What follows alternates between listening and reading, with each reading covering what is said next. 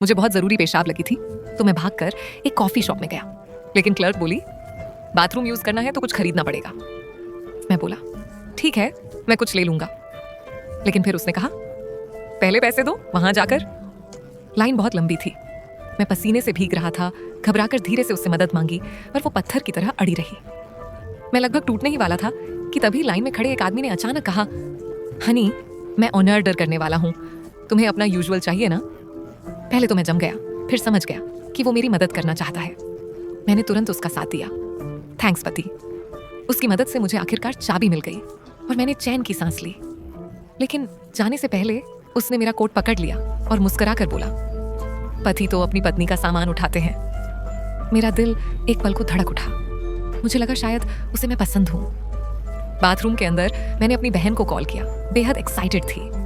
मुझे यकीन था कि वो मुझे बाहर आकर जरूर प्रपोज करेगा, लेकिन हाथ धोते समय पानी सीधा मेरी पैंट पर गिर गया, और वो भी सबसे शर्मनाक जगह पर।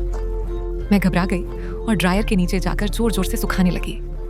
काफी देर बाद जब सूख गया, मैंने खुद को आईने में देखा और हिम्मत जुटाकर हल्की सी मुस्कान के साथ बाहर निकली।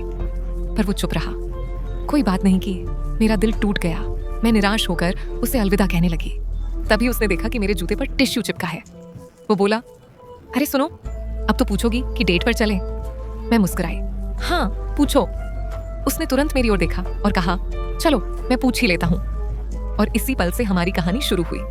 बातों बातों में उसे पता चला कि मैं लॉ की पढ़ाई कर रही हूँ, लेकिन अपने एक्स की वजह से बीच में छोड़ दी थी और उसने मुझे छोड़ दिया। ये दर्द मैंने कभी किसी से शेयर नहीं किया।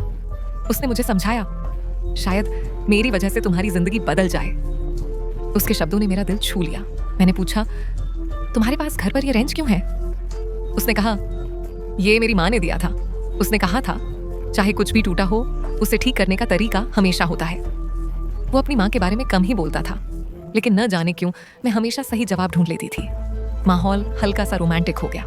हम हंसते हंसते पता ही नहीं चला कब नींद आ गई। सुबह मैं उठी, उसका हाथ धीरे से हटाया और सोचा चुपचाप निकल जाऊं, लेकिन वो पहले से जागा हुआ था, बस मुझे देखता रहा। मैं बाहर निकल गई, फिर दरवाजे पर रुक गई। सोचा कुछ हुआ भी तो नहीं, बस सोए थे। ऐसे चुपचाप क्यों निकल रही हूँ जैसे चोर हूँ। मैं वापस जाना चाहती थी उससे ठीक से अलविदा कहने के लिए, लेकिन मेरे ऐसे जाने से उसके दिल में दरार आ चुकी थी। उसके दोस्त ने उसे चिढ़ाया, भाई तूने उसे अपनी माँ के बारे में बताया? तू किसी को भी नहीं बताता, लगता है तू प्यार में है। और वो खुद सोच रहा था, नहीं ये लड़की तो मुसीबत है।